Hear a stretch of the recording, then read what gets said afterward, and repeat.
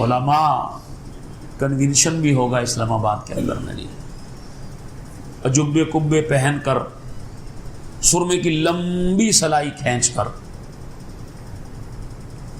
زبان کے اندر خوشامدی زبان، خوشامدی. ہر جماعتی، ہر سیاسی جماعت نے کچھ علماء رکھے ہوئے نہیں ہیں، تبہیدی کلمات نظر ارشادات فرما دیں. نئی حکومت آئے گی، نئی علماء نے وہ میڈیا شریف کے اوپر تشریف لے کر آئیں گے کہ امیر المؤمنین ہیں وقت کے. ان کے حالات ہماری تاریخ کے اندر دیکھ لیں کہ مقصود اللہ کی رضا نہیں، اللہ کی رضا نہیں. مثال سمجھانے کے لیے کہتے ہیں کہ مسجد کے دروازے پر کھونٹے گاڑ دیے، قلعہ گاڑ دیا. قلعہ گاڑنے والے کو بھی ثواب مل گیا، قلعہ اکھاڑنے والے کو بھی ثواب مل گیا. مقصود کیا تھا؟ اللہ کی رضا مقصود تھی. اس نے اللہ کی رضا کے لیے گاڑا. نمازی آئے گا، سواریاں، پہلے سواریاں تھیں، موٹر سائیکل گاڑیاں تو اب ہیں. سواری باندھے گا، نماز پڑھے گا، مطمئن ہو کر اپنی سواری لے کر جائے گا. دوسرے نے قلعہ اکھاڑا اس لیے کہ جی نمازی آئے گا، اس کو تکلیف ٹھوکر لگے گی. اس کو رضا الہ، اس عمل اللہ کے ہاں پسندیدہ، دونوں کو ثواب مل گیا اس لیے کہ وہ عمل اللہ کی رضا کے لیے تھا.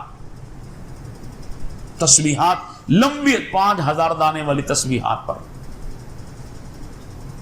تسبیح پڑھتے ہوئے بد نگاہی چلی گئی، بد نگاہی کر دی. تسبیحات کے درمیان چغلیاں نہیں ہوتی، غیبت نہیں ہوتی کسی کا. مطلب ایسی اونجی گل کر رہا سیگا نا جی، میں سوچا تمہیں نہیں پتا لگیا فلاں مسیتے ہے، اچھا تمہیں نہیں پتا، استغفر اللہ استغفر اللہ، لا الہ الا اللہ محمد رسول اللہ. ساتھ وہ بھی ہو گیا، ساتھ یہ بھی ہو گیا. وہ علم، اللہ اکبر. میرے بھائی، میرے محترم، یہ علم انسان کی گمراہی کا سبب بنے گا. مال، جائیداد، چیزیں مل جائیں گی، چیزیں مل جائیں گی. دین اکبری کے اندر ملا فیضی کا نام سن رکھا ہوگا. داڑھی منڈوا دی، ملا فیضی نے فتویٰ دے دیا کہ داڑھی رکھنا کوئی ضروری نہیں ہے. اس نے کہا میں حج نہیں کرنا. ملا عبداللہ اس نے فتویٰ دے دیا کہ جی اب حج کی ضرورت ہی نہیں رہی، اب حج کی ضرورت نہیں رہی، اس لیے کہ امیر المؤمنین صاحب نے ارشاد فرما دیا. بندہ کوئی عقل کے ناخن ہے، تیرا پیدا ہونے کی کیا ضرورت تھی، تجھے بھی آنے کی، تیرا بھی فائدہ نہیں ہے دنیا میں آنے کا. دین کو جب رضا الہی نہیں ہوگا تو میرے بھائی باطل کو ثابت کرنے کے لیے دلائل کے انبار لگا دیے جائیں گے. یہ علم انسان کو گمراہ کر رہا ہے، علم انسان کو گمراہ کر رہا ہے. بڑا پڑھا لکھا، بڑی عجیب بات. کتنے قادیانی ایسے، کتنے قادیانی ایسے، جاہل نہیں. قادیانی کس کو پھانسیں گے؟ قادیانی ملا ملوانے کے پاس نہیں آئے گا، نہیں آئے گا. وہ نوجوانوں کو جو مسجد سے دور، جو دین سے دور، جو دین والوں سے دور ہوگا، اور دوسرا طبقہ جو مالدار ہوگا، جو مالدار ہوگا، اس کو پھنسائیں گے، اس کے ایمان پر ڈاکہ ڈالیں گے. اس لیے اللہ جل شانہ نے محمد عربی صلی اللہ علیہ وسلم کی ذات اقدس نے، امت کے علماء نے یہ بات ثابت کر دی ہے، کوئی عمل اس کے اندر اللہ کی رضا نہ ہوئی وہ بڑے سے بڑا عمل کیوں نہ. میں صرف ایک ہی مثالیں دے رہا ہوں، صرف علم. اور دوسرا سبب جس سے آدمی گمراہ ہوتا ہے، بعض دفعہ، ہمیشہ نہیں، بعض دفعہ. اور دوسرا سبب انسان کا مال ہے. مال سے آدمی گمراہ ہوتا، جلدی گمراہ ہوتا ہے. آج دنیا و قرآن مقدس کے اندر مثالیں موجود ہیں. بڑی عجیب بات ارشاد فرمائی، نعم الامیر علی باب الفقیر، نعم الامیر علی باب الفقیر، بہترین رئیس، بہترین مالدار آدمی وہ ہے جو غریب کے دروازے پر ہو۔ غریب کے دروازے کیا مطلب؟ قربانی کی، گوشت کیا، آ جانا ذرا نا جی گوشت، ذرا اپنے سے گوشت لے جانا، زکوٰۃ دینی، بس میں وہ زکوٰۃ نکالنے لگا ہوں، ذرا آ جانا پھر نا جی دے دوں گا آپ کو زکوٰۃ۔ کیا فرمایا؟ نعم الامیر علی باب، بہترین رئیس آدمی، عزت نفس۔ میں شریعت پہ قربان جاؤں، نبی کریم صلی اللہ علیہ وسلم کسی معصوم بچے سے بھی بات ارشاد فرماتے تھے تو اس کو بچہ سمجھ کر گفتگو نہیں فرماتے تھے، بلکہ اپنا امتی سمجھ کر اس سے گفتگو فرماتے تھے، دل آزاری نہ ہو، تکلیف نہ ہو اس کو۔ بہترین اور بئسر الفقیر علی باب، کہ بدترین فقیر وہ ہے جو مانگنے کے لیے لوگوں کے دروازے پر جائے، جو مانگنے کے لیے لوگوں کے دروازے پر جائے۔ حدیث کا ایک اور مفہوم سن لیجئے، فرمایا کہ جو آدمی اپنے فقر کو لوگوں کے سامنے بیان کرے، اپنے فقر کو لوگوں کے سامنے بیان کرے، نبی کریم صلی اللہ علیہ وسلم کے فرمان ارشاد گرامی کا مفہوم ہے، فرمایا مرتے دم تک اس کا فقر دور نہیں ہوگا، اس کا فقر دور نہیں ہو سکتا۔ بدترین انسان، بہترین انسان کہ جو جس کو دینا اس کے دروازے پر چھپا کر سلام لیتے ہوئے نا جی، پتہ نہیں سلام کے اندر کیا ہے، ہمیں تو عادت نہیں ڈالی نا جی، 500 کا نوٹ ہوگا تھا سلام ماشاءاللہ اٹھ کرنا جی۔ نعم الامیر علی باب الفقیر، مال اللہ نے مال دیا، اس مال سے ہدایت ملنی تھی، اس مال کو خرچ کر کے لوگوں، امیر المؤمنین سیدنا حضرت امام علی رضی اللہ تعالیٰ عنہ کی اولاد میں سے سیدنا امام حسن امام حسین رضی اللہ تعالیٰ کے فرزند ارجمند سیدنا حضرت امام زین العابدین رحمت اللہ تعالیٰ علیہ کے انتقال کے بعد پتہ چلا کہ 100 گھرانے ان کے طفیل سے چلتے تھے۔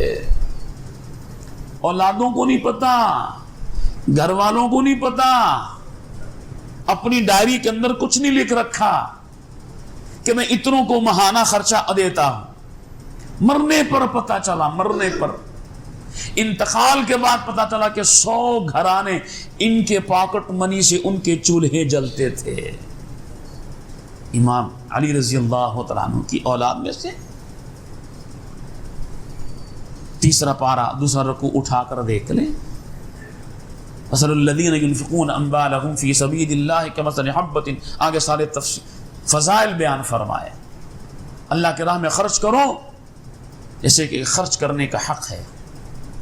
دوسرے مقام پہ فرمایا میں نے تیرے مال میں سے لوگوں کا حصہ رکھ دیا ہے، تیرے مال میں دوسروں کا حصہ رکھ دیا ہے، اب تو میں خدا دیکھتا ہوں کہ تو نکالتا ہے کہ نہیں نکالتا۔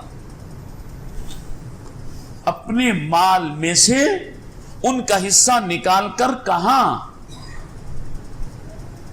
بلا کر نہیں، جا کر دینا۔ اللہ والے کی دعوت کی، دعوت کرنے کے بعد جس نے دعوت کی وہ بھی ماشاءاللہ اللہ والا تھا کہ حضرت آپ کا شکریہ، آپ کا شکریہ، میری شکریہ تو ہمیں ادا کرنا چاہیے۔ ہماری دعوتوں کے اندر کیا کسی کا شکریہ ادا ہوتا ہے؟ دعوتی ولیمہ کھائی، خیال کرتے ہوئے گوشت بہت آ گیا سیا، کتنے کو پکوایا، ہاتھی بندہ توڑ دے، انہوں کھانا بنانا ہی وال نہیں آتا۔ شکرانے کی بجائے نہ اللہ کا شکر، نہ صاحب جس نے دعوت دی، نہ اس کا شکر، نہ اس کھانے کا حق ادا کیا۔ کھانا حلال، حرام نہیں تھا، حلال کھانا کھایا، اللہ کا شکر ادا کرنا تھا، پکانے والے کا شکر ادا کرنا تھا، بلانے والے کا شکر ادا کرنا تھا، اور اپنی ذات کی نفی کرنی تھی۔ تینوں چیزیں ایک طرف، عیب بھی نکال دیا، شکرانے سے بھی ہاتھ دھو بیٹھے۔ سیدنا حضرت امام حسن رضی اللہ تعالیٰ عنہ حسن بصری رحمۃ اللہ تعالیٰ علیہ فرمایا کرتے تھے اپنے حلال کھانے کو حرام نہ کیا کرو، اپنے حلال کھانے کو حرام نہ کیا کرو۔ حضرت حلال کھانے کو حرام کس طرح کرنا، یہ مسئلہ عرض کر رہا ہوں، فتویٰ نہیں دے رہا۔ فتوے کے اندر نہ جی مسئلے بیان کرنے کے اندر فرق ہے نہیں کہ فتویٰ دے دیا تو پھر جمعے کی نماز میں مولوی صاحب نے کہا جڑا بندہ بسم اللہ نہیں پڑھتا نا وہ کھانا ہی حرام ہو گیا، کھانا ہی حرام ہو گیا۔ مسئلہ بتا رہا ہوں، چیز نقل کر رہا ہوں۔ حسن بصری رحمۃ اللہ علیہ فرماتے ہیں جس آدمی نے کھانے سے پہلے نہ بسم اللہ پڑھی اور نہ جس نے کھانے کے بعد الحمدللہ پڑھی، اس نے اپنے حلال کھانے کو حرام کر دیا، حلال کھانے کو حرام کر دیا۔ رزق اللہ نے دیا تھا، مال اللہ نے دیا تھا، 3 کھانے ایک دسترخوان پر، 3 کھانے ایک دسترخوان پر۔ میرے بھائی بڑے ادب کے ساتھ عرض کروں گا، کرونا کے درمیان کوئی آدمی کھڑا ہو کر کہہ سکتا ہے کہ میں نے ایک وقت میں بھوکا رہا ہوں، ایک وقت، ایک دن کی بات نہیں کر رہا، دن میں 3 کھانے ہیں، ناشتہ ہے، لنچ ہے اور ڈنر ہے۔ کتنے مسلمان جو اس فقر کی حالت میں خدا کے قریب ہوئے ہو، سماعت میرے آپ کے، فقر اللہ نے دیا اس لیے کہ یہ میری طرف متوجہ ہو جائیں۔ جاہل کون؟ سب کو پتا، اللہ کی طرف متوجہ ہونے والا۔ مال زیادہ، جب حالات ٹھیک تھے پھر بھی روتے رہے، کرونا آیا پھر بھی روتے رہے، کرونا چلا گیا پھر بھی رو رہے ہیں، معاملہ برابر ہو گیا۔ مال دیا اللہ نے، مال دیا، مال ملنے کے بعد، اللہ کی نعمتیں ملنے کے بعد اللہ جل شانہ نے انسان کو پھر گمراہ فرما دیا۔ تاجروں کی مثال دی، الا تجارت تنجیکم من عذاب علیم۔ صاحب تجارت، صاحب مال، کہاں گئے وہ لوگ جن کے پاس مال آتا تھا، مال کے آنے پر بھی اور مال کے جانے پر بھی اللہ کا شکر ادا کیا کرتے تھے۔ علم مل گیا، مال مل گیا، اس کے باوجود گمراہ ہوتے چلے گئے۔ مثال ہے یا ایھا الذین آمنو، اے ایمان والو، یہ کافروں کو اللہ مخاطب نہیں ہے۔ مسلمان کی نظر جب ہوگی وہ کافروں کے مال پر ہوگی، رال ٹپکتی ہوئی نظر آئے گی، اتنا مال ان کے پاس۔ کافر کی نظر جب مسلمان پر ہوگی، جب نظر ہوگی اس کے ایمان پر ہوگی، ڈائریکٹ ان کو کافر نہیں بنائیں گے۔ یہود و نصارہ مسلمانوں کو ڈائریکٹ کافر نہیں بنائیں گے، ایسے اسباب اختیار کریں گے کہ جس سے وہ ہم کافر نہ بنائیں، وہ خود ہی کافر بنتے چلے جائیں۔ اللہ کی نعمتوں کا انکار کرنا یہ کفر۔ لئن شکرتم لازیدنکم ولئن کفرتم ان عذابی لشدید۔ فرمایا اللہ جل شانہ کی ذات اقدس نے کہ میری نعمتوں کا شکر ادا کرو، میں نعمتوں کو بڑھاتا چلا جاؤں گا۔ میری نعمتوں کی نہ قدری کرو گے نہ شکری کرو گے، پھر یاد رکھو کفران نعمت کرو گے، میں خدا نعمت بھی چھین لوں گا، ایمان بھی چھین لوں گا۔ نعمتوں میں سب سے پہلی نعمت ایمان ہے، سب سے پہلی نعمت ایمان ہے۔ ایمان کتنے آج میں اور آپ بطور فخر کے سینہ تان کر کہیں الحمدللہ ہم مسلمان ہیں، الحمدللہ ہم مسلمان ہیں۔ نبی کریم صلی اللہ علیہ وسلم کی غلامی ہمیں ملی، دنیا کائنات کے اندر اس سے قیمتی چیز دنیا کے اندر نہیں ہے، اس سے بڑی کوئی سعادت ہو سکتی ہے؟ قطعاً نہیں۔ صرف مال سب کچھ نہیں، دنیا کی ساری نعمتیں ایک طرف ہو اور ایمان کی نعمت ایک طرف ہو۔ اللہ جل شانہ نے یہاں یا ایھا الذین آمنوا ان کثیرا من الاحبار والرہبان لیاکلون اموال الناس بالباطل ویصدون عن سبیلہ۔ ہم نے علم دیا ان کو، علم کے باوجود گمراہ ہو گئے۔ بہت سارے لوگ جن کو ہم نے مال دیا، مال دینے ملنے کے باوجود گمراہ ہو گئے، وہ یہی وہ دو قسم کے لوگ۔ نعمت ہے، نعمت تو انسان کو گمراہ نہیں کرتی، لیکن قرآن مقدس کے اندر مثالیں موجود ہیں کثیر من، بہت زیادہ لوگ ایسے. اس لیے فرمایا علم وہ جو وحی کے تابع ہو، مال وہ جو رزق حلال ہو. رزق حلال کس کو کہتے ہیں؟ بس آخری بات، رزق حلال ذرائع آمدن حلال ہو، ذرائع آمدن حلال ہو.